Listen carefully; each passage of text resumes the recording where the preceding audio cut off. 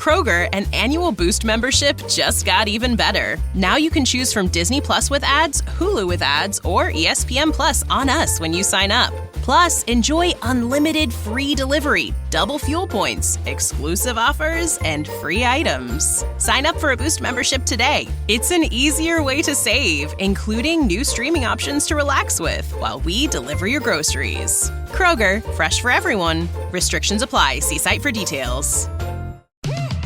At Verizon, anyone can trade in their old phone for a new one on us with Unlimited Ultimate, which means everyone in your family could get a new phone and stay on your family plan, keeping you close. Hey, Mom, you seen my toothbrush? Yeah, I'm almost done with it. Oh, maybe too close. Trade in and additional terms apply. See Verizon.com for details. The following is brought to you by the Social Suplex Podcast Network. This is All Things Elite.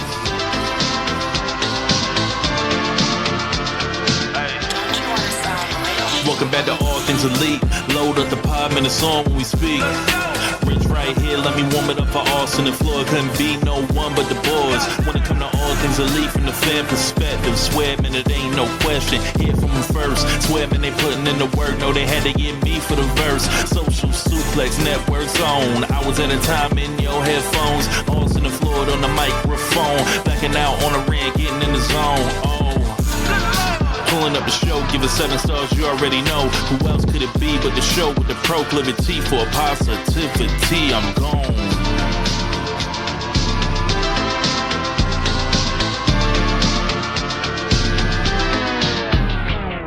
Hello, everybody. Welcome to the 263rd episode of Social Suplex's podcast about AEW with a proclivity for positivity. Welcome to All Things Elite. My name is Austin Sumwitz, and I am the host of this lovely show. Joining with me, as always, is my good buddy, Mr. Floyd Johnson Jr. My man, how are you doing? Marcus Freeman is the greatest coach ever. No, but James Franklin is the worst coach ever. Congratulations to Notre Dame on beating Penn State in the Orange Bowl tonight to make it to the national championship. This gives Marcus Freeman to be the chance to be the first African-American head coach to win a Division I national championship. So I am definitely kind of soft rooting for him. I'm, of course, rooting for Texas. I have family that plays for Texas, but whatever. But we're not going to talk about football. I want to say I am doing well. Just watch some sports. New Year going well. Man, last weekend. Okay. Wrestle Kingdom, Collision, Wrestle Dynasty, Raw, the Raw Netflix return, NXT, NXT New Year's Evil, then AEW Dynamite. That's how much I've watched. I watched almost all. I'd say I watched like 98% of the shows. Now, there was a match on Wrestle Kingdom between Zack Sabre Jr. and Shota Umino, and everybody's like, that match lasted forever. Well, while watching the show, I fell asleep and only woke up for the last 15 minutes of the match. So I really enjoyed the match. Because I didn't sit through all 43 minutes of it. But, watched a fuck ton of wrestling in the last, 6 days? So, yeah, next year, hopefully I will be watching the same fuck ton of wrestling, but in Japan. For sure. Yeah, I'm doing well. It's an exciting time for me, just being a Lions fan, being able to watch Wild Card Weekend and not have to worry about the Lions at all until next week. That's a lovely feeling. And then, like Floyd said, yes, so much wrestling. I tried to keep up with as much as I could.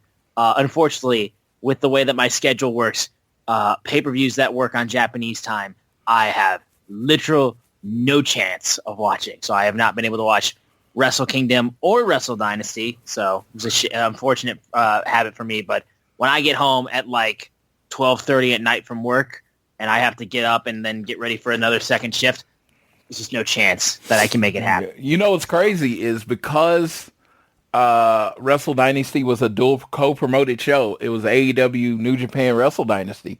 The matches on that show actually qualify for next year's match of the year, right? And so we might have already had the match of the year. So we'll talk about that in a second. But yeah, it was very interesting. I work overnights, so Japan wrestling schedule is perfect for me. I don't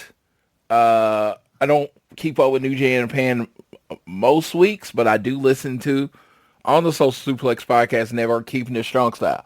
Now, I want to make sure you're clear. When it comes to these two shows, when we talk about them in a second, I'm only going to cover them from an AEW point of view.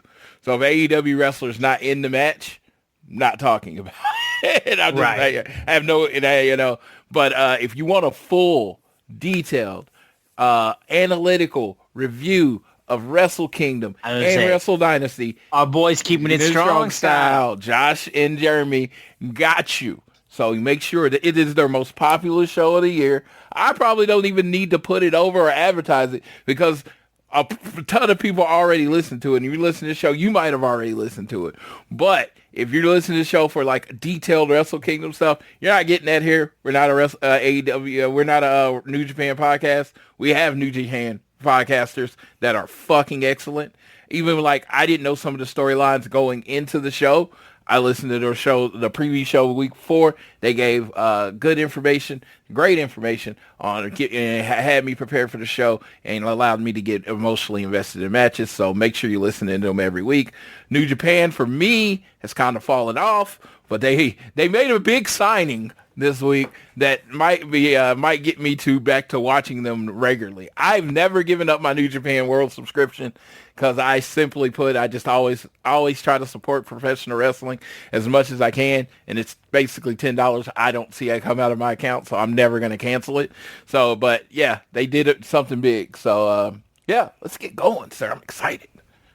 I'm excited. Yeah, we got a lot to get through on this episode of All Things Elite. Before we get into everything, though, we want to make sure you guys continue to support this show by downloading it, whether it's on YouTube Music, Apple Podcasts, Spotify, whatever it is. Turn automatic downloads on and give us a share with your friends, family, coworkers, whoever you wish, and rate, review, and subscribe so you don't miss an episode of the podcast. And then if you want to follow us outside of that, you can follow us on Twitter at ATElitePod. You can also follow at Social Suplex, who make this show possible. Check out all the other shows they have on their network, including Keeping It Strong Style, like we mentioned. I am at Austin Sumowitz, SZUMOWICZ, and Floyd is at Floyd Johnson Jr. on Twitter. Of course, big news of the week, guys. The ATE Awards, the All Things Elite Awards, they are still open. You can continue to vote in them. And again, we are giving away tickets to All in Texas. They are available for you guys. You just have to take part in giving us your opinions on the best stuff of AEW from this past year. Floyd, you can tell them right then, like how do they find the poll and everything so they can take part in this whole thing? The poll is at Elite Pod on Twitter. It is the pinned tweet. On Blue Sky, it is the pinned tweet. So go ahead and click on that form and fill it out. Even if you don't want the tickets. Even let's say you don't want the tickets. Fill out the form. We're just trying to get a wide variety of answers on what people think.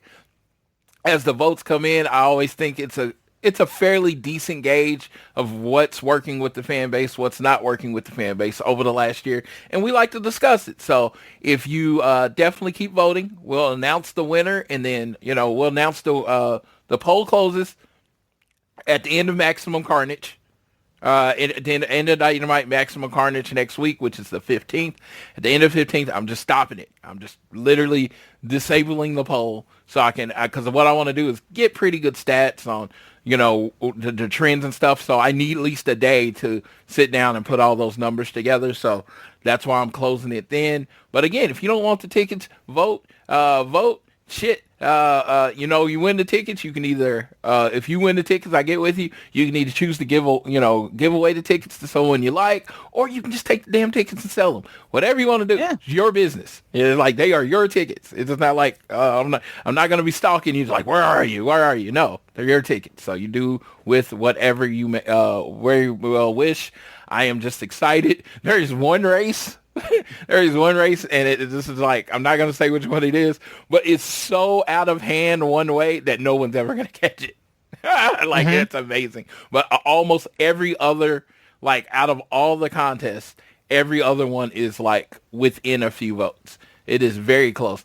I truly thought, and I'm gonna give one away, I thought Will Ospreay would absolutely run away with Wrestler of the Year, and it is super close. Super close. He is not running away with it. Not going to tell you who it is, so just keep, because I don't want to influence anyone's vote, so just keep voting the way you vote, and we get new votes literally every day. I'm very happy with the progress of it.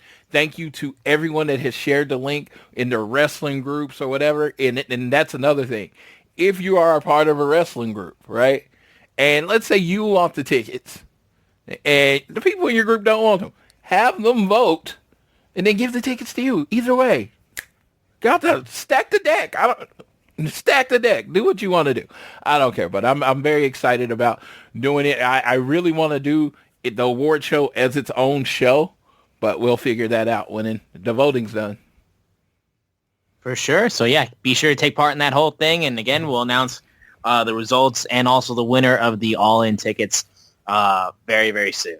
Before we want to get into some real quick stuff moving forward into this weekend of AEW. Of course, we'll touch a little bit on Collision from this past week.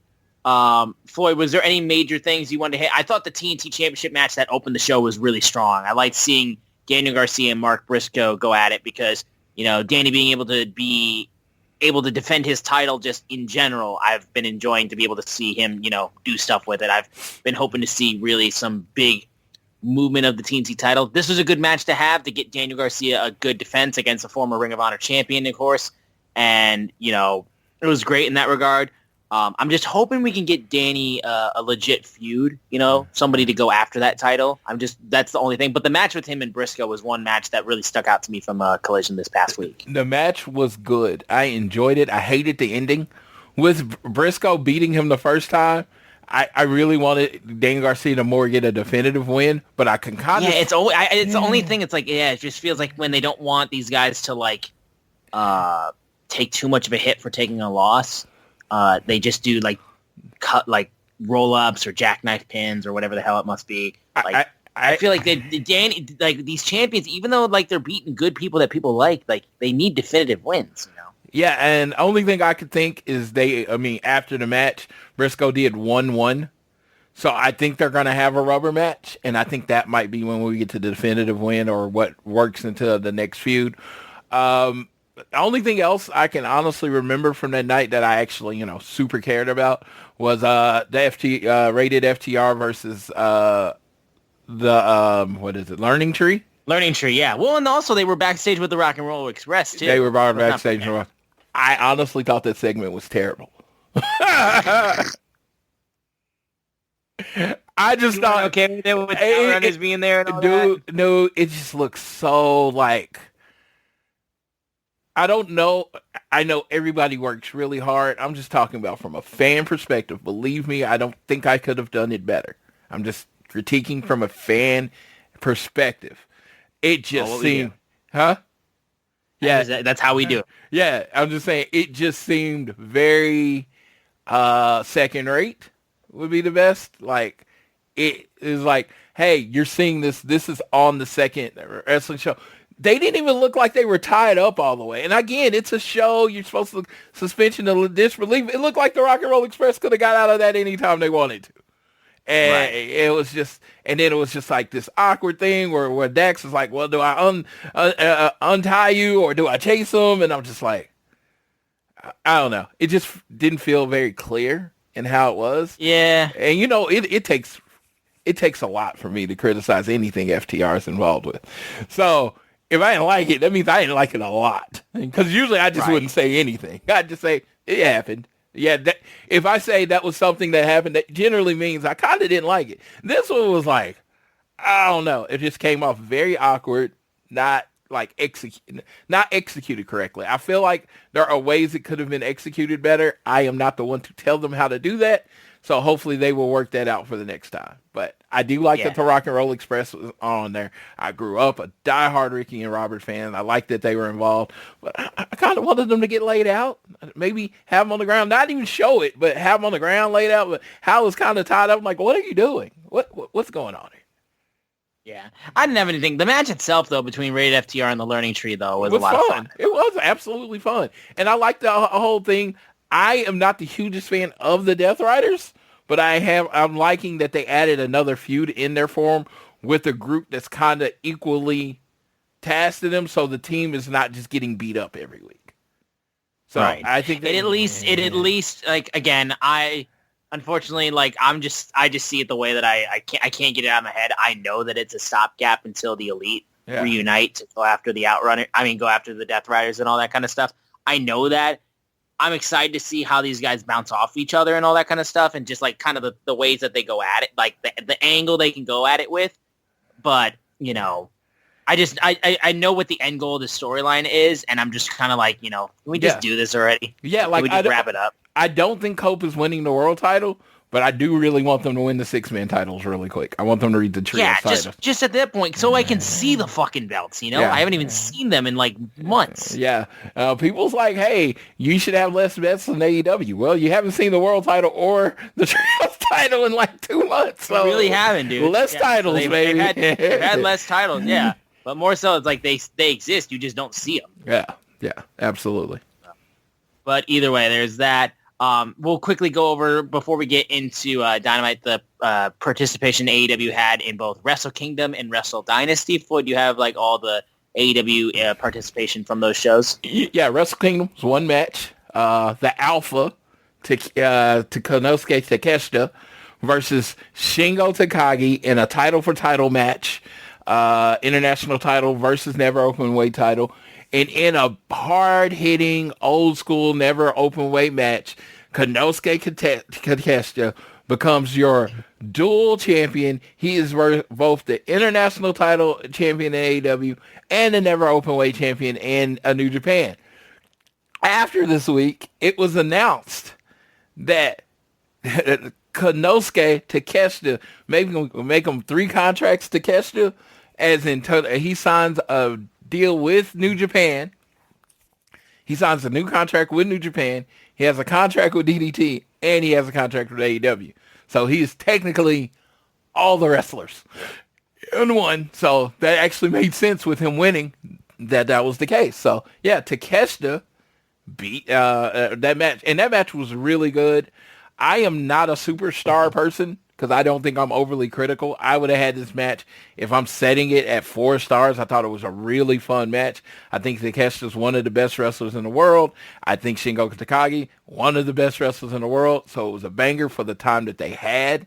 I do want to send a shout out to one non-AEW person, Doki, on a spot in the junior match. He actually looked like he dislocated his elbow. He broke his arm, dislocated his elbow. I don't know what the exact diagnosis was, but shout out to him. It looked like when Ray Phoenix happened in the tag match. It looked pretty disgusting. They had to end the match, so hopefully Doki gets well soon. The Wrestle Dynasty, there was a lot of news out of Wrestle Dynasty, but the big news out of Wrestle Dynasty, hold on a second. So there was a fatal 4-way or a 4-way match before with all the women. It was Willow, Persephone, Momo Watanabe, and Athena. In the middle of the match, Thekla hit Thekla distracted it, and then Momo hit her with a baseball bat. And it was like the best baseball shot of all time, and Athena lost to Thekla. So that leads to Athena now having a title match in Stardom with Thekla. So and Momo Watanabe actually can pick a title shot against any wrestler from any of the companies or related. So that's pretty cool. Sons of Texas, Dustin and Sammy Guevara, they beat Kanemaru, and I forgot the other guy. It was just it was a nothing match. Shout out to Sammy for getting a debut in the Tokyo Dome. Dustin, I think he might have had the longest between Tokyo Dome appearances ever, because the last time he debuted was in the 90s with his dad, Dusty. So that's a shout out to them. But AEW ROH, whatever, wins again, which was great. Hold on just a second. Yeah, all good. I thought I had it all off the top of my head, like a good podcaster should. But I believe like the first couple matches in my brain are missing. So I want to make sure I cover those correctly, because I'm not an asshole, Yeah. No, where's the results page? Right. Yeah, I don't like New Japan's website most of the time, and then I found out that most people don't like New Japan's website. So there we go. It doesn't work really well with us. Yeah, I should be able to get results from the New Japan website. Not have to go to Bleacher Report to get results. So let's see. So here's a look at card from the show. Boom, boom, boom. Be great. Okay, there was a Lucha Gauntlet match. No AEW participation in that. Hiroshi Tanahashi and Shibata had a 5-minute grappling match, but all they did is like chop each other. And Shibata gave an interview afterwards saying that, basically he can't get cleared to have a real match in Japan. So maybe he'll have that match. Hey, maybe they can come back stateside and have that match. And then we got Mina Shirakawa and Mercedes Moné for another title versus title match, strong women's title and undisputed British women's championship. Mercedes Moné came out in a Sailor Moon cosplay. Mina Shirakawa. Yeah, I did see. Yes. Yeah, Mina Shirakawa came out and did her. Just was Mina Shirakawa. They actually put on a banger of a match. Bleacher Report actually gave it a grade of an A. I would probably went B, but whatever. It was a great match, but your winner and still strong women's champion and new undisputed British women's champion, Mercedes Moné. And since the British title has this title called the Southside title that was unified, she's actually carrying around 4 belts. So that's a lot of belts to be carrying around. Traveling through security had to be hell. Then we had David Finlay versus Brody King. I thought this was straight never open weight, banger physical match. Brody King did like 80% of the offense, but in the end, David Finlay scored one for New Japan Wrestling. Then we had Shota Umino versus Claudio Castagnoli. Claudio attacked him before the match and literally took 80% of the offense, and then Shota Umino beat Claudio Castagnoli. Thought that match was good. Honestly, not a lot of this is worth really going back and tracking down if you're strapped for time, but it's definitely something if you're not strapped for time, if you got a few hours, you definitely want to throw on the show, because I thought this was the better in-ring show of it. It was, it was a great show. Then you had Konosuke Takeshita versus Tomohiro Ishii. If you've seen these two wrestling, imagine exactly how you think it would be. And that's exactly how it was. They just beat the shit out of each other. And Takeshita got the win. Triple threat match. We had a United Empire, which was Jeff Cobb was the mystery opponent for Great O'Connor, which was a mystery tag team partner, which was no mystery at all. He was just another guy from the group. Hiromu Takahashi, Tetsuya Naito, and then your EVPs, the Young Bucks, Matthew and Nicholas Jackson. They were full-on EVPs. They did not come out like the old Young Bucks. They used the old Young Bucks music, but they still had the beard. Matt had on a pearl necklace and pearl earrings. They were still your EVPs. The Young Bucks won your titles to be your 2-time IWGP Tag Champs. Who did they pin? Yeah, it was a tornado tag too, so there was no tags. I thought this match was fun, so I would go back and watch it if you have time. Yota Tsuji against my boy Austin's favorite wrestler in the world, Jack Perry, baby. He's the scapegoat, not the scapegoat in Austin's mind.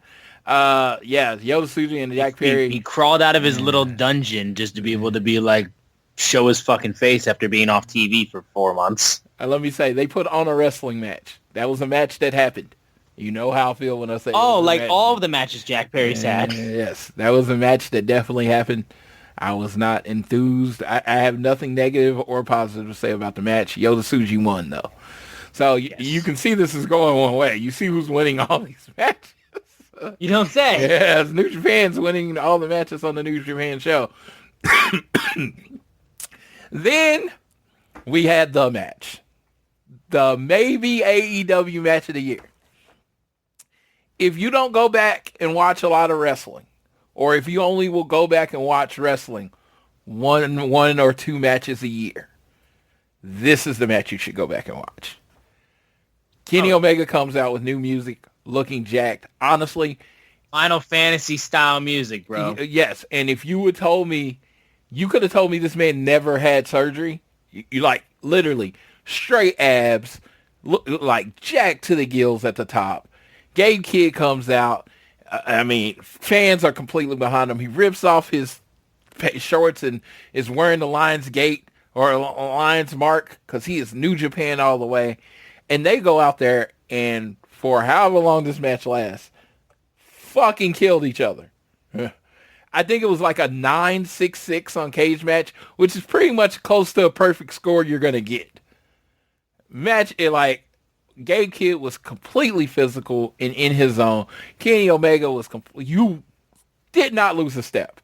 He is fucking Kenny Omega. He is the god of professional wrestling. It's like, it is Kenny Omega. In my mind, Kenny Omega, Will Ospreay, Kazuchika Takeshita, and then everybody else. And just to think that all three of those men are under the same wrestling roof, which is amazing. Gabe Kidd came out a star. I mean, this is WrestleMania 13. Austin and Bret Hart. Rich Latta made this comparison before the match that he saw this match coming out. And all I said was, oh my God, I like, as a person that's a big fan of that match and lived it in real time, no, you're not going to be that match. And it was by every bit. The blood, the New Japan faithful who love Kenny Omega turned on him. And they were cheering Gabe Kidd and booing Kenny Omega. We'll talk about another aspect of this in a bit after we get to the end of the show. But yes, this match was 5 easy. Like, to me, it was 30 minutes or 20 minutes in the match or 10 minutes in the match. I already knew it was 5 stars. I was just like, how much over 5 stars am I going? I would have went 5.5. It was an excellent professional wrestling match. Kenny Omega, I said this, and you're not going to, you're going to hear this 100 times. Kenny Omega and the Rainmaker, Kazuchika Okada, changed the way I consumed professional wrestling. When they had their match at Wrestle Kingdom, main event at Wrestle Kingdom, it literally changed my taste in professional wrestling. I was like, this is what pro wrestling could be. This is what pro wrestling should be. So, and ever since then, it has really dictated what I liked and what I didn't like. This match literally put me back into place the first time I saw Kenny Omega. It was exceptional. Exceptional. It was perfect. It was every other adjective you want to use for a great match. It was. This is the kind of matches I want in AEW. This is the kind of match that I think you only can get in New Japan. Shout out the New Japan style, keeping it strong style. This is what they do better than everybody else. And so, yeah, it was great. Make sure you go ahead and watch that match. If we can get a match half that good in AEW at any show, it'll be great. I definitely want Gabe Kidd working in AEW. I doubt he will. But right. And then there was the main event after that, which is Zack Sabre Jr. and Ricochet. Let me tell you, I felt so bad for Zack Sabre Jr. and Ricochet after watching that match. I was like, how the fuck do you follow that? And they did. They successfully followed it. I'm not going to say they did another 5-star match. They didn't. But the match wasn't so like, oh my God, that other match was so much better. It was like they really went out and put on a really good match. Of course, Zack Sabre Jr. gets the win. The first Gaijin to go back-to-back main events in the Dome. Shout out to Zack Sabre Jr., the first one to win the main event at the Dome since Brock Lesnar in, I believe, 2006. I thought they were two good. They were two shows. I thought Wrestle Kingdom was good. Wrestle Dynasty was phenomenal.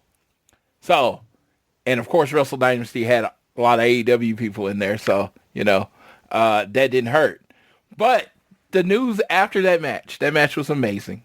I want you to understand. I hope I gave it its flowers and its glory before I talk about what I'm going to talk about, because I don't want to take away from how good that match was. Well, Chris Charlton, he is, I guess, the color guy to Walker Stewart in New Japan. Chris Charlton decided, I don't know if he was going in business for himself, whatever. He decided he was going to take shots at Tony Khan during the show. At one point saying all billionaires are bad. And another point saying, another point calling Tony Khan a money mark. Saying all the people ran from New Japan to AEW when they found a money mark. I think that's exactly, if I'm paraphrasing, I don't know, but that's exactly along the lines of what he's doing, what he said. And then last but not least, basically shitted on the C2 and said it was nothing compared to, the G1. And stuff happened from this. Rocky was on, and shout out to Rocky. He tried to defend it, even tried to help Chris by trying to reel him back. Chris did not take the bait. He went on this thing. So the next day, we get news. There was a New Year's Dash. I did not watch New Year's Dash. I was reading on Twitter, and everybody said it was a completely skippable show. So I didn't watch it. Everybody on Twitter said it was not to watch it, and they know more about New Japan than me. So apparently Chris Charlton wasn't on the show. And apparently people that were filling in, doing American broadcasting with Walker Stewart, took shots of saying why, Charlton wasn't there, and Walker tried to deflect it. Shout out to Walker Stewart. It's kind of cool knowing someone that did the announcing on AEW. I'm like, that's just kind of cool to think about. He did a great job on the shows that week. But Chris Charlton, like I said, I'm not going to tell you his motivation because I don't know Chris Charlton. And I'm not going to. But he decided to go at AEW.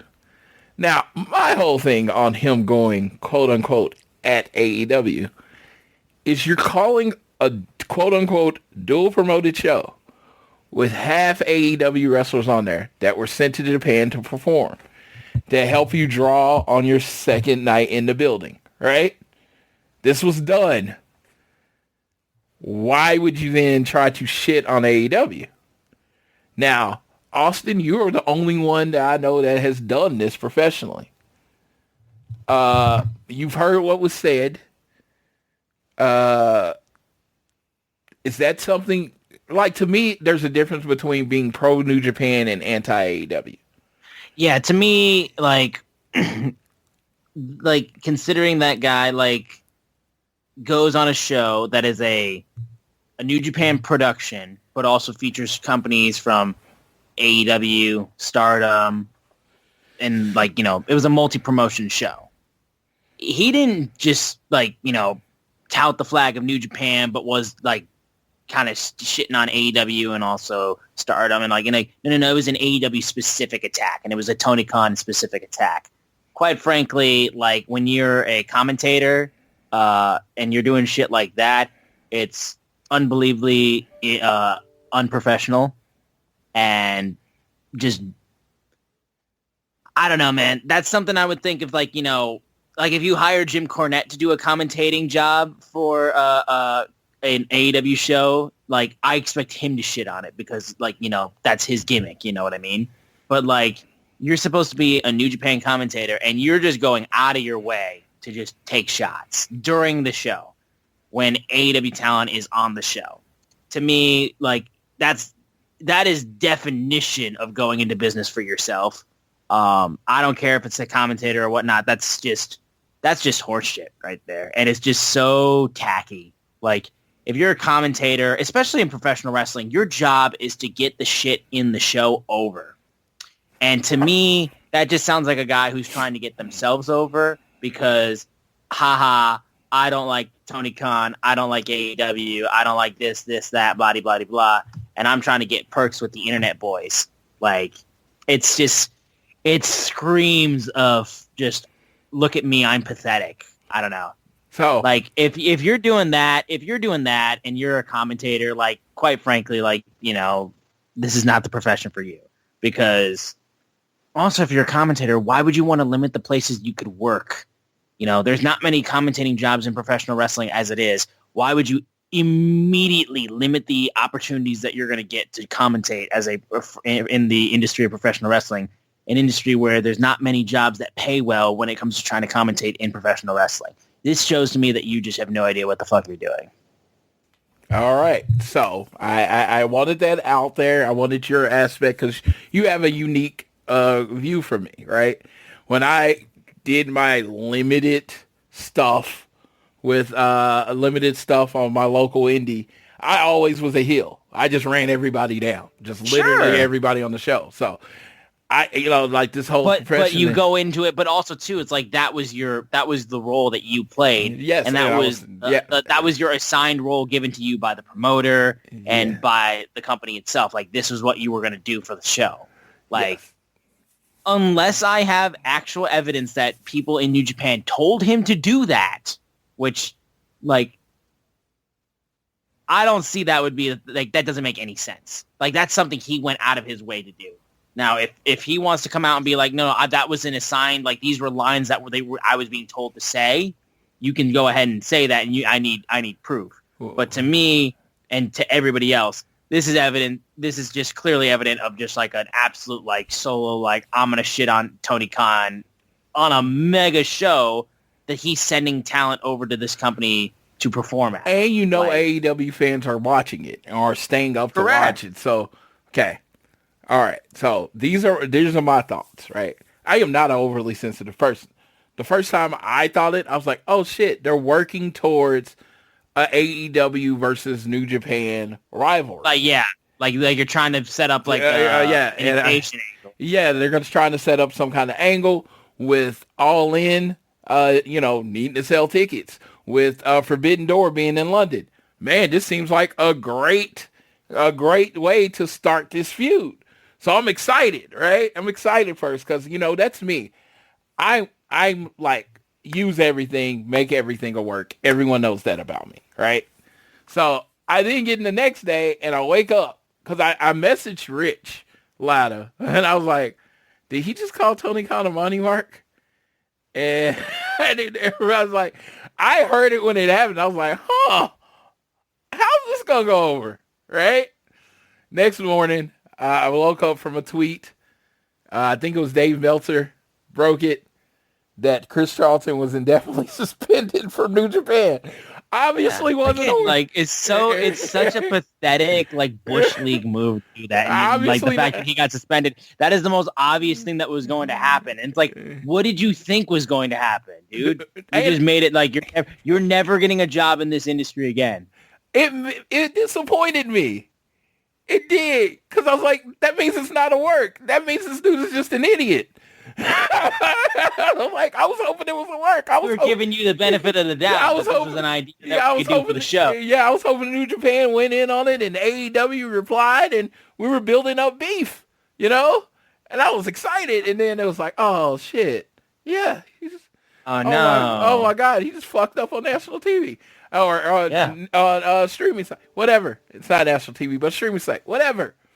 So that was my thought process. I am not an overly sensitive AEW fan. If you like New Japan better than AEW, fine. If you prefer the G1, C2, don't care.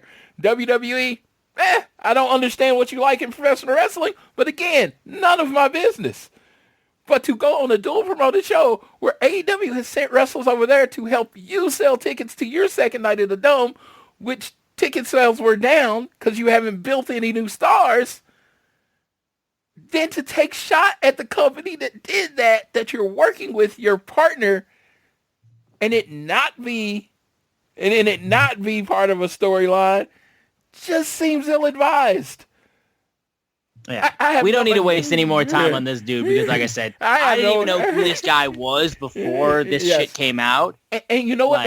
I will never hear from this guy again because he's not getting another job in pro wrestling. If you're going out and you're shitting on a company that you're doing business for, what promoter is going to have any trust in you that you're going to do your job if you're going out and you're actively wrecking the show by shitting on one of the companies that is part of a multi-brand show?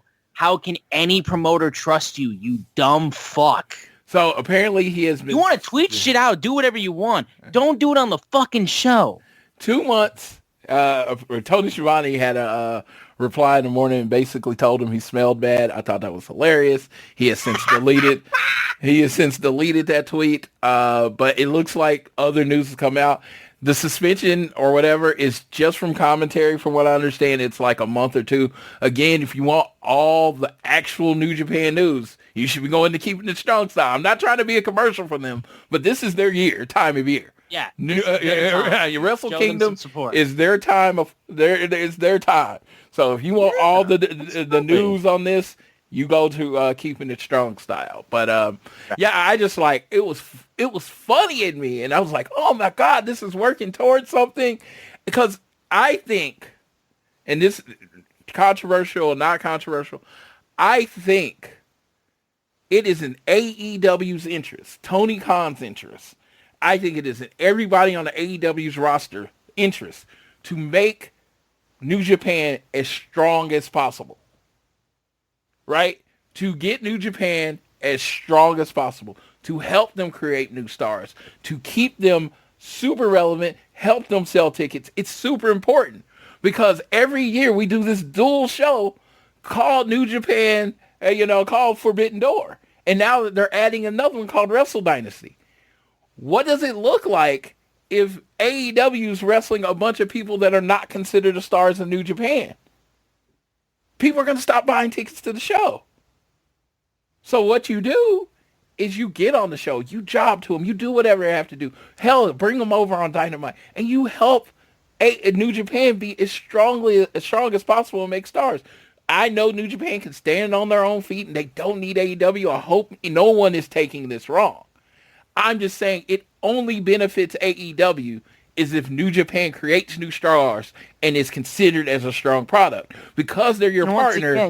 Because they're your partner, you have two strong companies. So when you do these crossover shows, they will hit even more, they will get more streams. They will get more buys than wherever. So AEW should be all in on New Japan being strong.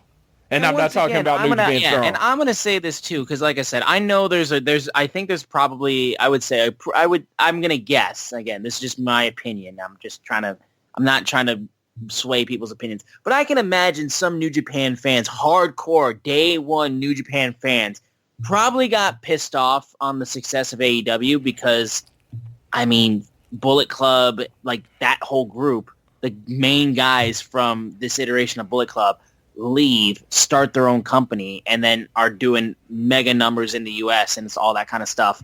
And, New Japan had a lot of trouble trying to fill the vacuum. And they still put on amazing shows since then. Let's not be giving it credit. But get that twisted. But I can imagine some New Japan fans that are hardcore, all New Japan all the time, feel some type of way about AEW because of all the talent that they had come over to their company and all that kind of stuff. But that being said, though, the company clearly has a working relationship. That's why we've had 2 years of Forbidden Door. That's why we've had Wrestle Dynasty. So there is still a working relationship with New Japan and AEW that is healthy. So if you are not okay with these companies working together, or you're not okay with AEW and their business practices or how Tony Khan handles things, that is completely fine. But if you are a paid member of New Japan Pro Wrestling and you are hired to do a show where you're going to be talking about AEW and New Japan and you're going to be promoting the show as a commentator, you either do your job or they will find someone else to do it. Like, I know apparently he's been doing New Japan commentating for well over 4 years now. My brother in Christ, in this industry, we are so replaceable. I know that firsthand. So you want to go out there and you want to put your flag on the mark right there, like this is my hill that I'm going to die on, you will die on that hill. Yeah. And no one will, and you will be gone like that, man. And it's not the fight you want to make. And it's so clearly it's gonna hurt this dude for a while. And I just feel bad because he should have done better. I think he'll be back with New Japan and he'll eventually be fine. But my thing is, I've heard from both sides. Of course, people that don't like Tony Khan. Tony Khan's sensitive and he got this guy laid off. People that do like Tony Khan, yeah, he went into business for himself. And to me, to me, it's weird because I told a friend about the original news that the guy got suspended, right? And I guess it's either a month or two, whatever. And the guy got suspended. He's like, Tony Khan's sensitive. So another news thing came out later from the same person that Tony Khan had nothing to do with it. And he was like, I don't believe that. Yes, because it doesn't line up with my... What? It's what we're used to. It from the same person. It doesn't line up with the narrative, dude. It's the same shit, dude. And again, you want to critique Tony Khan and the shit that he's done, go ahead. I've done that on this show. Yes, but I am not on I'm not on a payroll of a company that is doing a show with AEW. Yes, we are. Look, man, we are fans. We buy our tickets with our own money. We can say whatever the fuck we want to. Tony Khan does not pay me. This is not an AEW branded show. This is a fan podcast about AEW. I doubt he even knows we exist. Correct. But you are hired by New Japan Pro Wrestling to commentate on a show that features AEW talent and is a partnership show with AEW. Like, if I brought you on to do Forbidden Door, my hope is that not only would you commentate positive stuff about New Japan, because he's clearly... Yeah, sure thing. Hey, you sold that car yet? Yeah, sold it to Carvana. Oh, I thought you were selling to that guy. The guy who wanted to pay me in foreign currency, no interest, over 36 months? Yeah, no. Carvana gave me an offer in minutes, picked it up, and paid me on the spot. It was so convenient. Just like that. Yeah. No hassle. None. That is super convenient. Sell your car to Carvana and swap hassle for convenience. Pickup fees may apply. New year, same great savings. All in the Kroger app. Get 10 for $10 on select varieties of Kroger pasta, Starkist tuna pouches, or Powerade with your card. Then get 3-pound packs of flavorful Kroger 80% lean ground beef for $3.99 a pound with your card and a digital coupon. Shop these deals at your local Kroger, less than 5 miles away. Or tap the screen now to download the Kroger app to save big today. Kroger, fresh for everyone. Prices and product availability subject to change. Restrictions apply. See site for details. You got a wealth of knowledge about New Japan, but you would also do your due diligence and do your job for the AEW talent as well. Because I will tell you right now, the commentators at AEW, Excalibur, Tony Schiavone, all those guys, they do their due diligence with the New Japan wrestlers that come over for Forbidden Door. You should do the same shit, and they don't talk shit about brass. Only talk positively about New Japan on TV. They don't ever say anything bad about New Japan on TV. That's why I thought it was an angle. Because I thought it was an angle. Because I was like, you couldn't be that stupid. Go and try to make this the hill that you're going to die on. And shout out to, if Tony Khan or anybody with Tony Khan's ear is listening to the show, make it an angle. But that's where I always sit. They'll never make it an angle. They didn't make it an angle with the guy that I wanted them to make it an angle with. But yes, fights over feelings, baby. Fights over feelings. It's pro wrestling, baby. This is how this shit works. No, but that's just how I see it. But that was enough of that. That is enough. We spent plenty enough time on that. Obviously, we spent a little bit more so just because I'm a broadcaster and I have a little bit more. This type of thing. It was truly crazy that a masterpiece of a match came out, and all everyone was talking about was Chris Charlton. Congrats, man. Don't worry, they'll forget about this brother like in 2 weeks. Yeah, so now, moving on to AEW Dynamite taking Correct. place from Clarksville, Tennessee. We got to get into this because the show opened up, first of all, with a banger match between Buddy Matthews and the aerial assassin Will Ospreay. Ospreay, I'll tell you right now, dude, you open up the show and I hear dun-dun-dun-dun-dun-dun, like, I already know. I'm like, oh, we're starting off with hot-ass shit. And that's what we got because Buddy Matthews is a badass. Will Ospreay is a badass.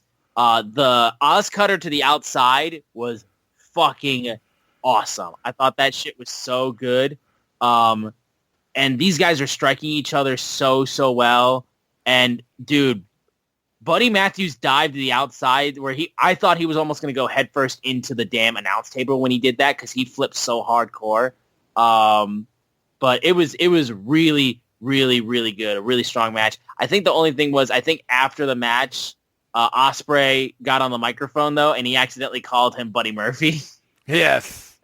I honestly didn't even notice that until you just said it, but I do remember it. This match is this is what you know Buddy Matthews can do. Oh, yeah. I remember when he was in 205 Live, and he was like, he's a poor man's Kenny Omega. And I was like, being a poor man's Kenny Omega means you're pretty I'll fucking take that. I keep saying it all the time with Buddy Matthews. First match I saw him in person, they randomly threw out him and Leo Rush for WrestleMania 34 Access. Yes. And they were just doing a match.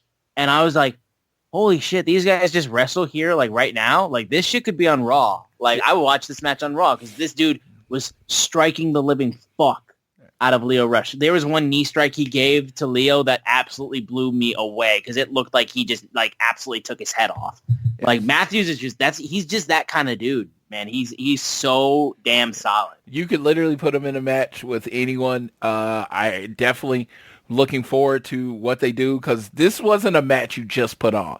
You put on the match, it's amazing. Then Will Ospreay gets on the mic and literally puts over you and Brody King. They have plans for you, right, when they do something like this. This led to speculation that Malachi Black was finishing up with AEW. Then there's been reports that Malachi Black is actually finishing up with AEW. So it looks like Brody King and Buddy Matthews will be left. I hope they keep the House of Black group together. I hope we still get that. If Malachi is done, thank you. Basically, thank you for your service, sir. I would say I agree with you on that regard, though. But the problem is with me is that I hear this shit with Malachi like every 6 months. Yes. That his time with AEW is done. Yes. The amount of times that I've seen this man like constantly be linked to leaving AEW is way too much. So I'm going to need to see proof before I believe that he's gone from AEW. Because I feel like every year he has to hop on Instagram and talk about the reports and be like how everything's horse shit and no one knows what's going on and blah, blah, blah, blah. But that's the key. He did not hop on Instagram and say everything's horse shit. I agree. Like I said, I just need the proof before I officially believe it. And shout out to Malachi Black. I mean, thank you for, performing the way you did in AEW. House of Black's entrances were some of my favorites. It's great. Could they have pushed you more? Absolutely. Could they have done anything? Absolutely. Whatever. I don't know. I enjoyed his time there. I enjoyed his time. I have my Cody Malachi Black from AEW Dynamite homecoming poster on my wall, and it'll be there, as long as I'm there. And I'm not gonna feel any negative. If I'm in Indianapolis for the Royal Rumble and it hits number 12 and you hear the old Malachi Black or Aleister Black music, I'm just gonna salute, say great. I hope he does well. If I had the chance, me and Crystal, my wife, worked in the same industry, and I had chance to work with her on the in the same company and travel together and spend time with her, I would absolutely take that up. That would be important. I don't know if that's his motivation or anything like that. I don't know this man. So this is just me talking. Great. And if he ends up with AEW, that's great too. I'm not going to be mad at him for moving on. I'm not mad at Pentagon for moving on. I am like this though. AEW's my team. They're my Chiefs. And just like when Tyreek Hill went from the Chiefs to the Miami, and I stopped caring about his existence. It's pretty much what's going to happen when you leave AEW, except if your name is Cody Rhodes. Unless your name's Cody Rhodes. So there you go. We then had Private Party's championship victory celebration. They came out. They were partying. They talked about how they made history being the first tag title match that was featured on Max and on TNT, talking about Collision. And then they said, we walked into Charlotte as tag team champs, left Charlotte as your champs, and we're going to celebrate. And they were going to talk about some stuff, but they were then interrupted by the Hurt Syndicate. And MVP is like, hey, we want to party too. Let's raise a toast to Private Party. And Dave was like, all right. He goes, I would like to propose a toast to these incredible athletes who successfully defended these tag team championships. And Bobby's here to the Hurt Syndicate. And here's to the Hurt Syndicate taking those tag team titles. Here we go. We fucking go. This is now the big feud for the tag team titles, and I'm all for it. Like, the instant these guys now put their sights on that, like, I'm all for this, man. This is something that's exciting with Private Party. It's exciting for the tag division. It's exciting for those tag team titles, and I'm very much looking forward to these guys because I feel like this is a feud where you could have it go long term if you wanted to, and really give Private Party something to fight against because, dude, Lashley and Shelton as tag champions and all that kind of stuff, dude, they could be a dominant force that like people have to overcome. And I think it would be really, really exciting. Just this feud alone has me massively intrigued, more so than anything in the tag division has in a very long time. Can I ask a personal question, though? I'm very excited about Sheldon and Bobby going for the tag belts. Can the Hurt Syndicate only feud with black people? That is the thing. Yeah. Like, what is going on? In my head, I was like, oh, hang on. I was like, no, wait, hang on. I think you might be onto something. What is going on here? I'm like, hey, I'm going to wait. I'm going to let it play out. But I'm asking that question on January 10th, 2025. So if the Hurt Business win the tag belts or don't win the tag belts, and the next guys they go after are black, I'm bringing this back up. I'm gonna tell you too. We're a month away from Black History Month. We better get this shit sorted. I'm like, they only can fight black people. What is going on here? Like I know Sheldon was in the C2 and he fought other races, but it was just like, oh, that's great. No, but it's like, but when they start a beef, it always seems to be with the other black guys. What's going on? I don't know, man. Yeah, I don't know. No, because I truly think the Private Party tag reign is not going to be long. No, I don't think it's going to be long. Unfortunately, no. But again, like I said, my hope is that this is something where they can kind of try to fight their way back up, and they like the Hurt Syndicate can be like a mountain they can try to overcome, because I do think it would be very interesting to watch. Hurt Syndicate is hot. The people love that tag team group. Even from the voting, I mean, they are hot. Like they were only in the company like 3 months. You'd be surprised where they are as far as faction of the year. So that's crazy. So like, don't get me wrong, they're not popular, but it just seems, interesting. Listen, yes, I was very interested in where they went. But yes, Bobby Lashley and Shelton Benjamin as the tag champs. That's a monster tag team. That's what I've been asking. I know Shelton Benjamin is not necessarily considered a monster, but if you look at him and how he's been booked, he has basically been booked like a monster. So they are definitely a monster tag team that would add some legitimacy to the tag team division. And you know who doesn't hurt for screen time? The Hurt Syndicate. So with them walking out with those tag belts, I can dig it. So, and yeah, I had to ask that question. Yeah, no, I was going to say, in my head, I'm like, no, that's not a thing. No. And I'm just like, oh, no, this is a thing. This is a thing that's happening. Yeah, interesting enough. We'll move on, though. Speaking of the Hurt Syndicate, Bobby Lashley had a one-on-one match with Mark Briscoe, and it was a good match. It was a solid enough match. I thought Lashley really just, Lashley just fucking hits. He hits hard. And just, there was a really good point, too, where there was MVP was incensed at one point because you had a steel chair get used by Mark Briscoe, and he flew over him and all that kind of stuff. And that's where like MVP was screaming, disqualification, disqualification. The only thing I was saying was that the froggy bow that he hit on Lashley, the kick out at 1, I felt like it didn't hit. Like when it happened, I felt like it didn't, like the crowd didn't freak out about it like I felt like they should have. You know what I mean? Like that was the one spot that didn't really feel like it connected the way that it should have. Eventually, Lashley then spears him, choke slams Briscoe, hurt lock. Ref calls the match. Then they start beating up on Mark Briscoe. Private Party comes out with steel chairs to save Mark, and then MVP and the Hurt Syndicate back off. Again, very excited for that feud, though. But this match was all right. I thought it was pretty good. Correct. I completely agree. I loved how it made Bobby Lashley look, but I would like to see Lashley and Shelton pick up a few more tag team wins, beat some heavy. I know that's not necessarily how it always works in AEW, but pick up some tag team wins, beat up some legitimate tag teams before they're then, given a title shot. As a fellow supporter of you and your tag team championship,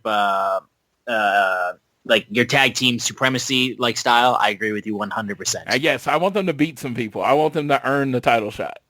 No, 1,000%. Yeah. We then moved on to the Casino Gauntlet match, which opened up, and the winner of this match, of course, would face Jon Moxley at Maximum Carnage next week. Jay White and Hangman Adam Page, first two participants, which was really awesome. I loved how they had these two guys open up the match after they were in the 4-way for the world title back at World's End. I thought that was a really, really nice touch. Really good work of these guys putting out the opening, work against each other. Wheeler Yuta comes in. Immediately, I'm like, oh, there's the punching bag for the casino, for the Battle Royal. And, he became the punching bag. They beat the shit out of Wheeler Yuta in this match, like all throughout the entire thing. We then hear Swerve Strickland's music play, but then you hear "Psych Bitch," and it's Ricochet's music. Yeah, he said, "It's my house, bitch." Is what he said. My house, bitch. Yeah. Yes. And then he does his Jada Kiss. Yes. I think you like doing that honestly, too much, sir. He likes doing it too much. No, honestly. Nice move. I thought that was a nice little move. Oh, God. That caught me off guard, and I was like, oh, okay. Good work there. That's actually really cool.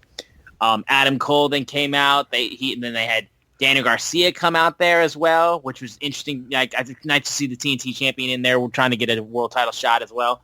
Then Hobbs comes in, and he's throwing people around. Powerhouse. Dude, I was hyped seeing him in this match. Roderick Strong was also the next entrant. Murder Hawk Monster Lance Archer came in. Kyle O'Reilly came in. And then Jeff Jarrett was the final entrant. Who never made it in. Never made it in. Willa Yuta, Jeff Jarrett came in the ring, and he never made it in the ring. Yeah. He never was able to get in there because he was just getting the shit.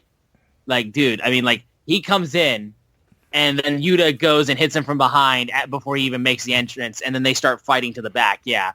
And I thought that was a nice little touch, too. This match was just fun all the way through. A lot of really, really great wrestlers that were in this match, and they all got their good shit in.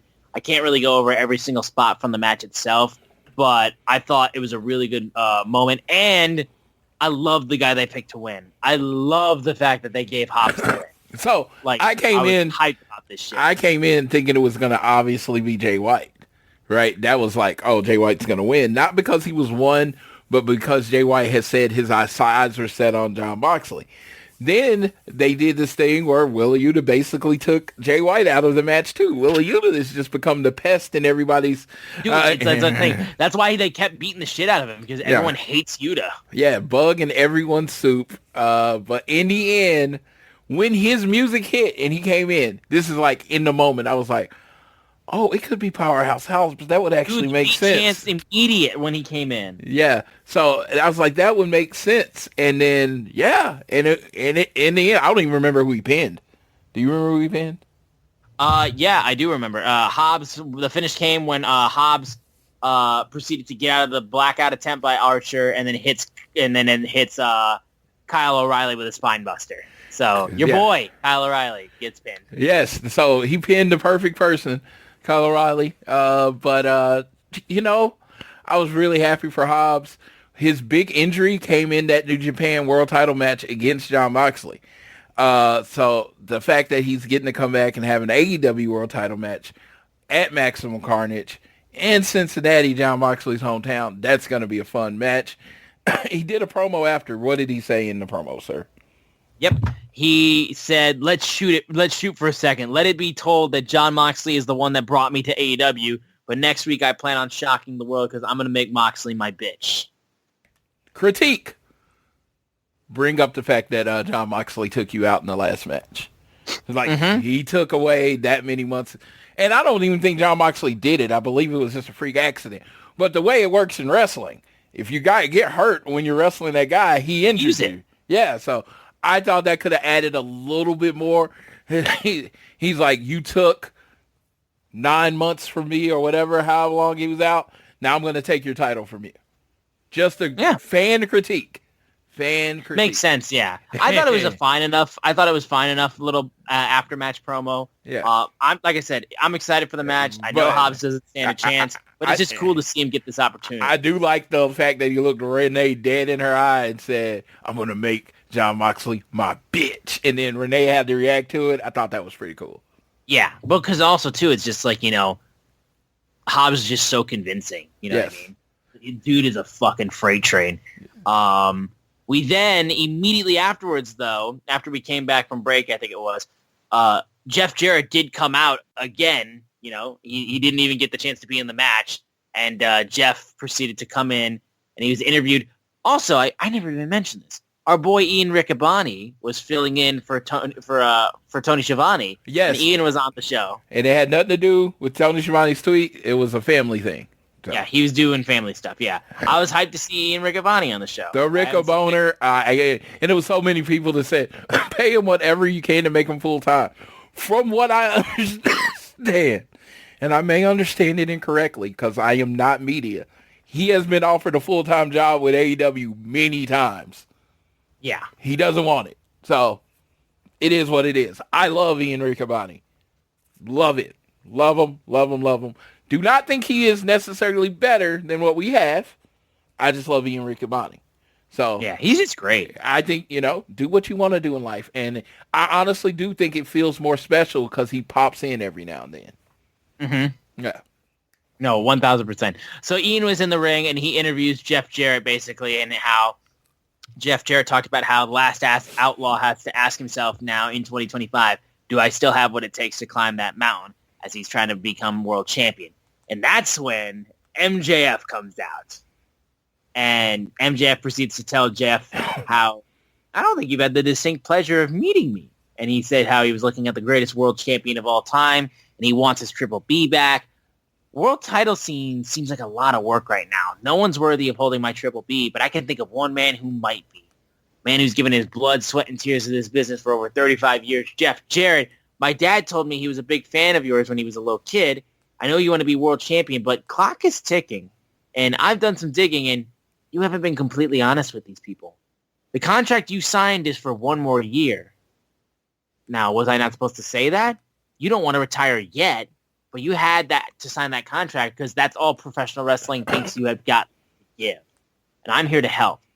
You've only got 1 year to prove that you still got it. 1 year to make sure that these fans, for years to come, you can listen to these fans for years to come and make it back to the top of the mountain. I can help you, but when you procure my Triple B, I'm first in line for a title shot is the favor that he has. So he asks if he wants to make that deal, and then Jeff goes, you were the world champion, Max, and you had it longer than anyone, but you're still too young to understand that you learn more from your failures than you do from your successes. And do you know what we call kids like you around here? One-hit wonders. And I know the road that I've got to go down. I've been at rock bottom, and I'm comfortable there. And life has put me at rock bottom. I know one thing, though, that gives me the opportunity to crawl and scratch and fight my way back to the top of the mountain. And he goes, you had the opportunity to enter this match, but you came out here to scheme. So it comes down to this. I don't need you, and whatever you're selling, I ain't buying, you entitled prick. I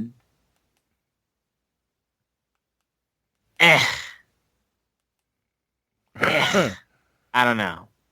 To me, this just does not seem like the route to go. I want to make this very clear. This is where, to me, the show came to a screeching halt. Oh, yeah. I felt like this show was really hot. You had the Will Ospreay Bernie Matthews match, banger.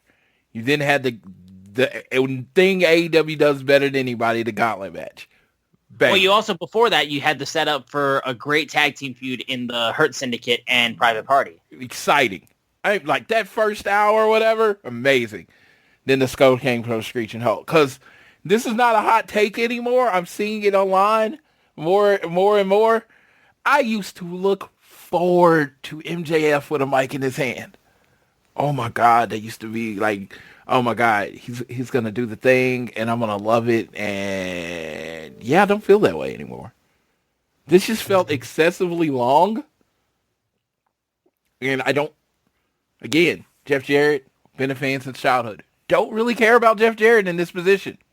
Yeah, and here's the thing too. We have grown to love the promo battles that MJF has. We saw it with Adam Cole very recently. Problem is though, is like we need legit shit to hold on to with these promo battles and like for a reason for them to go this long and all that kind of stuff. This was just a waste of time, I felt like. I understand it's an idea for MJF to be involved in the title picture and Jeff Jarrett to be involved in the title picture and all that kind of stuff. And it gives them stuff to do because we're dealing with Rated FTR going after the Death Riders. And, you know, Moxley's got a lot on his plate as the world champion. And there's a lot of people coming for his head because he's set himself as the enemy to all of AEW. You know, so there's a lot of people coming at him. But, man, this is just... You know, MJF just got done doing the feud with Adam Cole, which already did not have the strongest footing because it had to try to recuperate the tragedy of the feud falling off the tracks when Adam Cole got hurt. So it tried to recover that, and it didn't really do it that much. So in an instance where we needed MJF to really have a feud that he could sink his teeth in and remind people how fucking good he is and why he is who he is, this is what we get. It just seems like a complete waste of MJF at this point. Not saying they can't do good stuff with it, but I don't see why this is the route that we're going with MJF. It just seems like a real waste. I don't know about ratings trends or anything like that, or if that's even important anymore with going to streaming or whatever. But I can imagine a lot of people turn the channel on this because I thought about turning the channel, and I don't even turn the channel on AEW. I was watching the streaming, so I couldn't turn the channel. And I was thinking about turning the channel during this segment because I just didn't care. I don't care. And it like literally put me in a point of not caring. And then, you know what they did right after that? Another long-ass promo segment. Yep. And it's, again, another one with guys who could challenge for the world title. Neither of you were in the gauntlet match where you could have gotten a shot at Moxley. Oh, well, MJF said that was too difficult. At least like I said, MJF had the excuse because he didn't want to do it, and he wanted to use Jeff Jarrett as a reason to get in. You know what I mean? Yes. That's one thing. What is Cope's excuse? Oh, Cope's excuse is that he's too big. He doesn't have to. He can get this title shot by just asking for it. But no, this segment with Cope, it wouldn't. I don't think it was bad. But when it's followed up with already being bored with another promo segment, no wrestling in between, I think that made it. I think the previous segment took away from this next segment. Because they're like, oh, dude, God. I felt like Fight for the Fallen was a similar situation. Oh, my God, more talking? That's how I felt. Yeah. Dude, I genuinely think, because like I said, dude, it was the same kind of issue I had for Fight for the Fallen the week before. You had a really strong start where you had Hangman and Orange Cassidy. You had a good match between you had a quick little match with Hurt Syndicate and the Acclaimed. You had Julia Hart and Jamie Hayter, which was all right. And then you had the three-way match, which was the highlight match of the show. And then you had backstage stuff with Jay Lethal, Sanjay Sutton, Satnam Singh. You had Mariah May, who does nothing wrong, and I will never critique her whatsoever. You then had Jeff Jarrett's future announcement promo. You had a squash match with Hobbs, which, what can I say about that?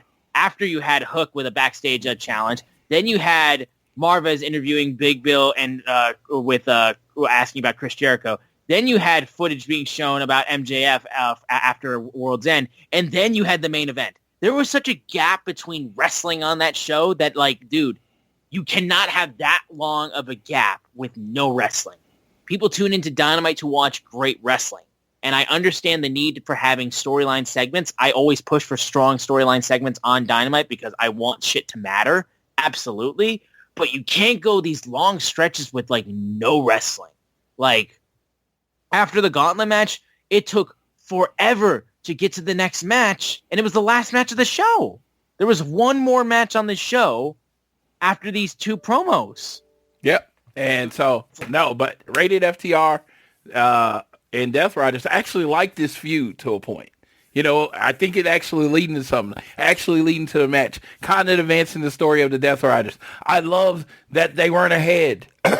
They weren't ahead. But then the Death Riders they attack FTR and they come out on top. And who saves them? The guy that's wrestling Jon Moxley next week, Will Hobbs. I thought that part, as far as the fight and Will Hobbs making the save leading to their match next week, was actually well done. My critique wasn't what Cope said and everything that happened after that.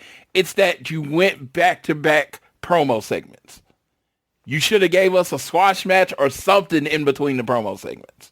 That's all I'm saying. And I felt like the MJF and Jeff Jarrett thing, I don't know how long it lasted, but it could have went 5 minutes shorter. Yeah. No, 1,000%. The promo itself, like I said, was fine. I thought it was decent enough. And again, like I said, I'm still in that period where I need them to really make me care about the Death Riders, and they get to do it. So I'm all for them to continue to try. Make me feel something. Make me hate them. Yes. Make me love them.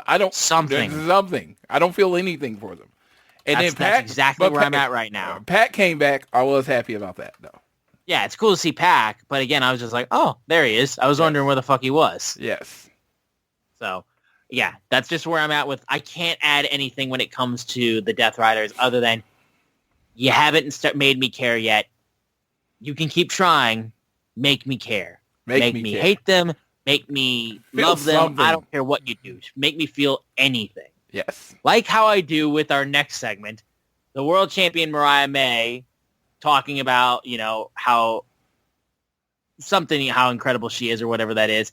And then that's when Harley Cameron pops up immediately and interrupts her and then talks about how we should give everyone hot girl graphs on Collision and as an appetizer. And Mariah May threatens her and all that kind of stuff. And then Harley Cameron just goes like, you're going to feel around excuse me, you're going to feel around from Harley Cameron. Feel around! Yeah. Oh, you've just secured the fact that this Collision is going to do 1 million viewers. I want to let you know this about Harley Cameron. The less is more thing. Her segments are never longer than a minute, and they're usually the most memorable thing from most shows. Mm-hmm. Everybody's talking about her segment is less than a minute. I'm just saying there's a few acts that can take that, into consideration. Yeah, she makes the most of her time. And again, like I said, she's unbelievably talented. She's so good at what she does. She knows what her role is, and she plays it to a T. And again, her and Mariah, I am very excited to go watch that match on Collision. It is the reason I'm watching that show, basically. It's not even a question. And that's a show where we're going to have matches we're going to have Dax Harwood and Chris Jericho on that match. I'm more excited for Mariah May and Harley Cameron. Well, that is the match that is selling the show for me, folks. Yes, Dax Harwood, I kind of, He's going to kick Jericho's ass. Yeah, he's going to do a thing. So, no, actually, it's I would love Dax to win because I think still the only singles match he's won in AEW is against Cash. Yeah. So get this boy some singles. If Dax gets the upset and then they set up a nice ROH title shot for Dax Harwood, I would not get mad. That'd be hype. That would be hype. Give me another reason to watch ROH other than Athena. Because, that's why I watch ROH. We then have the semi-main. That was the final match of the show, but we have the semi-main match. Willow Nightingale versus Chris Statlander versus Toni Storm, with the winner earning the number 1 spot in the Women's Casino Gauntlet match on Maximum Carnage next week on Dynamite.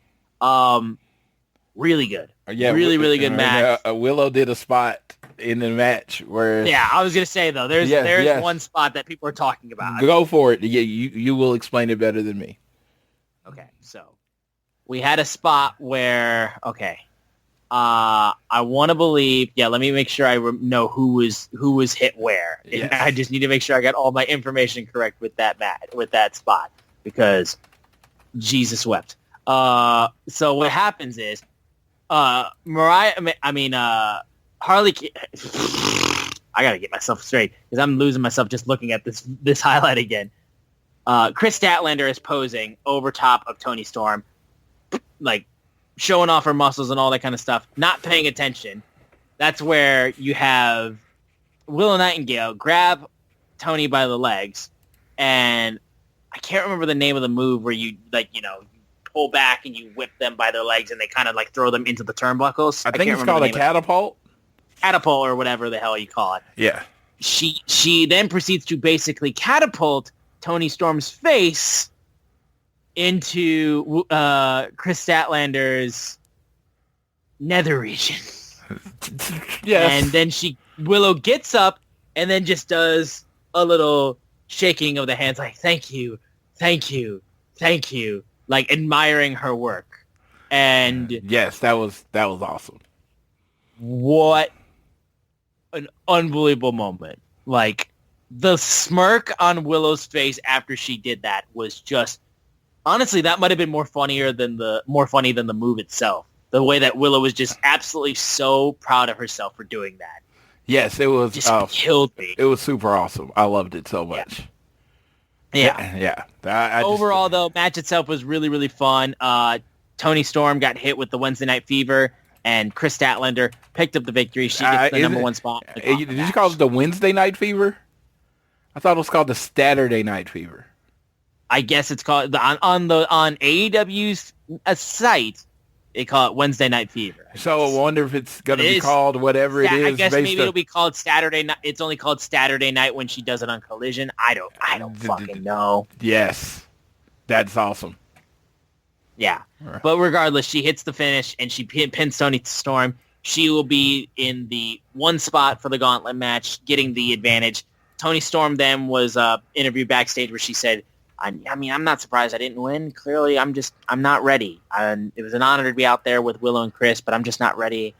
I guess I'll just keep working hard, but I guess it can't be Toni time all the time. And she gets very hung up. That's her first loss as a rookie. That had to be very hard.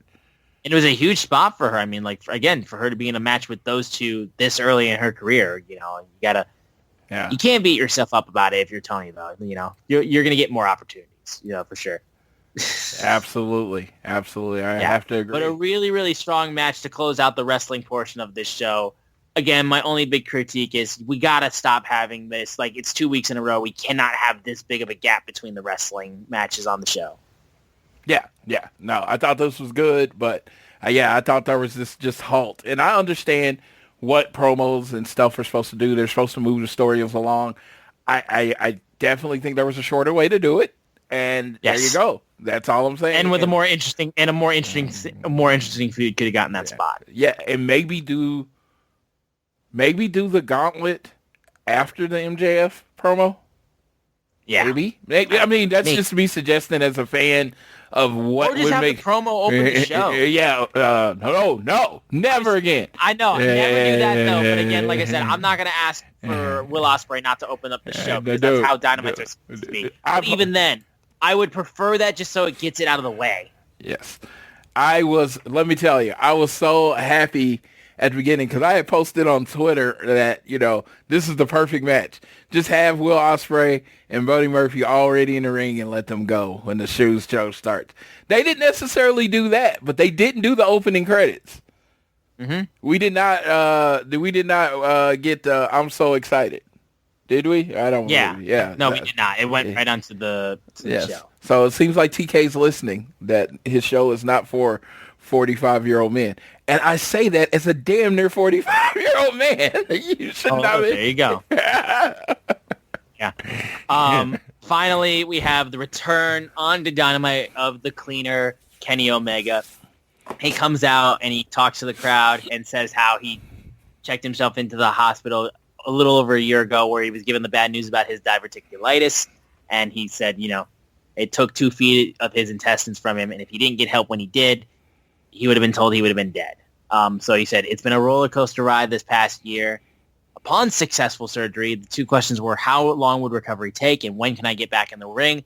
Doctor said that it would be lucky if he could return to a normal way of life, let alone to the ring or to be the Kenny Omega that you used to be. So he's a pro wrestler. He pushes things a little too hard, and he had to ask himself, can he even do it? And he said there was a moment where he felt like giving up was the safest option, and when he considered that, he realized, what purpose do I even have if I don't have you people with me? And then he tested that theory for the first time a few days ago, and he found his purpose in Tokyo, Japan, and he found his purpose at Wrestle Kingdom. And he said, just living, he's like, if I'm not in this ring giving you people everything I have, then I'm just not living. He said, even though I may not be the same guy or do the same things that I used to be able to do, this new version of Kenny Omega is not concerned about money, power, revenge. This version is here to prove that he is still and then that's when he gets interrupted by Don Callis. And then we find out Kenny Omega's a liar. Yeah. Because he just said he wasn't concerned with revenge.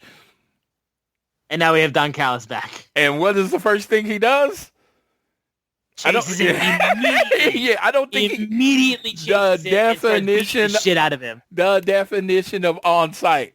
Yep. This is like Callis, like, look who's back from the dead, and then he just bolts out of the ring to kill Don Callis. That's and Lance Archer and Brian Cage come out and they double team him. That's when Kyle Fletcher came in. He gets involved. Will Ospreay's music hits. He chases out all of them with a steel chair.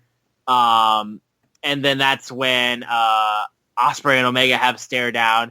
And then it was confirmed that it would be Brian Cage versus Kenny Omega on Maximum Carnage next week as we close out the show with Ospreay and Omega having a stare down. After the show, Omega did get on the ring, get on mic, and cut another promo to send the crowd home, basically. Yes. Yes, Kenny Omega is back on your TV. I'm still of the opinion. I am very excited for the Brian Cage match. Brian Cage says this is the match he signed for. This is the match he signed with AEW for.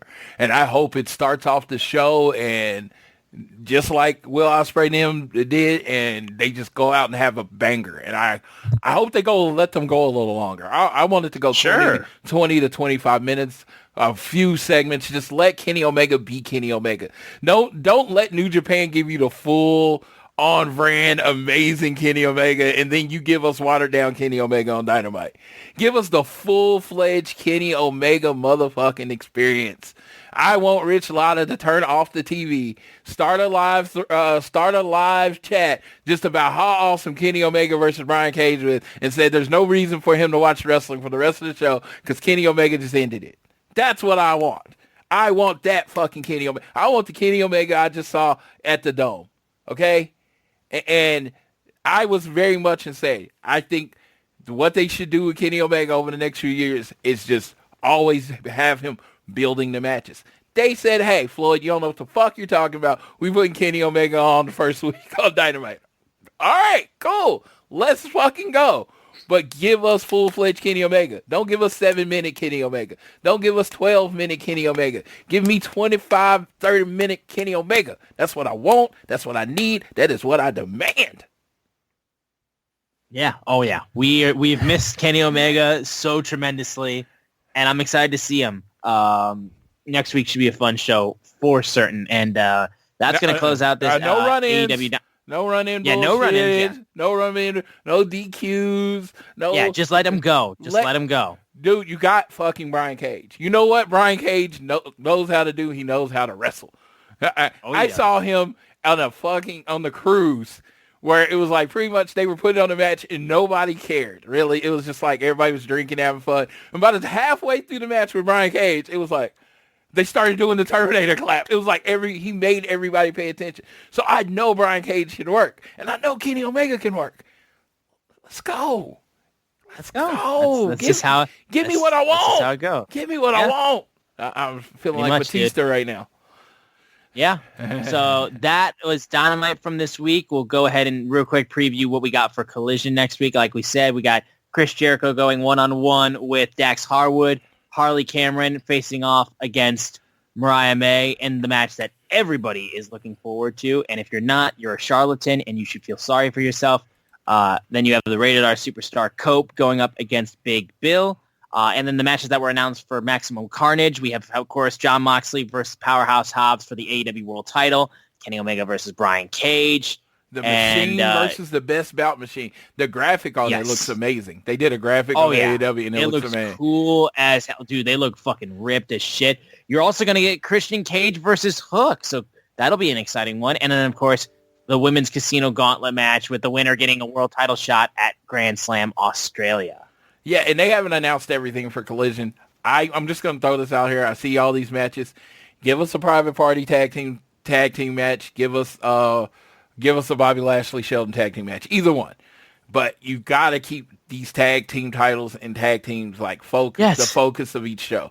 So right now, I don't feel like the whole card's announced, but throw that on there for us. Yes, just keep these guys, because like I said, you've got a feud that has me intrigued for the tag team titles, but we need to see them more consistently. Like, I can't just have one match on Collision or one appearance of Private Party against a team that I know they're going to beat. I need them to do shit. I need both. And then especially for Hurt Syndicate, let them win tag team matches. Let them build up themselves for a reason for them to get that title shot and all that kind of stuff. Correct. I completely agree. Yeah. Yeah. But that, I think, is going to do it for this episode of All Things Elite, guys. Thank you so much for tuning in. We appreciate all the support that you give this show. If you enjoy the show, be sure to turn automatic downloads on and continue to download the show, whether it's on YouTube Music, Apple Podcasts, Spotify, and give us a share with your friends, family, coworkers, whoever you wish. You leave a rating, review, subscribe. If you want to follow us on Twitter, you can follow us at ATElitePod. You can follow at Social Suplex, who make this show possible. And check out all the other shows they have on their network. Be sure to support the guys at Keeping It Strong now. This is their time. This is the year and the part of the year where New Japan is at its highest of importance with Wrestle Kingdom. And then, of course, Wrestle Dynasty happening. So check out their shows on those pay-per-views. You will not be disappointed. Those guys do the best deep dive on New Japan that I have ever seen on the internet. These guys know what they're talking about, so show them some love. And then I am at Austin Szumowicz, SZUMOWICZ, and Floyd is at Floyd Johnson Jr. on Twitter. My buddy Floyd, I will toss it over to you, and you can take us home on this episode of All Things Elite. One piece of news: the Von Erichs have announced they signed full-time with AEW/ROH. They announced that on their Claw podcast. So it looks like they are full on AEW. Nice addition to the tag team division. Also, they're 6-man trios champions with Dustin and ROH. So I look forward to seeing them both wrestle with us. So that'll be great. I also want to give a shout out to a podcast coming back. Kyle and Phil. It is called the Elite Nation podcast. And they are coming back to, they were originally Elite POV, and they're coming back to podcasting. I think they're very important voices in the AEW family. They offer something a little different than what we do here. A little more critique to it. So definitely want to check them out if you can. Always listen to us first. Don't get me wrong, but definitely want to check them out. They're great guys, and that's amazing. But that's all we have for you today. New year, a new year. This second show of the year. Really enjoying this with Austin. I thank y'all for listening, and I'm going to leave you how I always leave you. Whether it is home, work, or school, always do your best to be elite.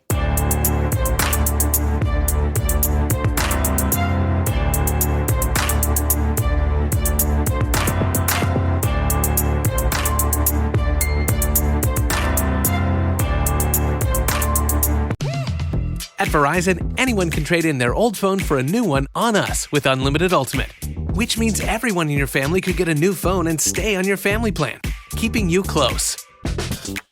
Hey, Mom, you seen my toothbrush? Yeah, I'm almost done with it. Oh, maybe too close. Trade in and additional terms apply. See Verizon.com for details. New year, same great savings. All in the Kroger app. Get 10 for $10 on select varieties of Kroger pasta, Starkist tuna pouches, or Powerade with your card. Then get 3-pound packs of flavorful Kroger 80% lean ground beef for $3.99 a pound with your card and a digital coupon. Shop these deals at your local Kroger, less than 5 miles away. Or tap the screen now to download the Kroger app to save big today. Kroger, fresh for everyone. Prices and product availability subject to change. Restrictions apply. See site for details.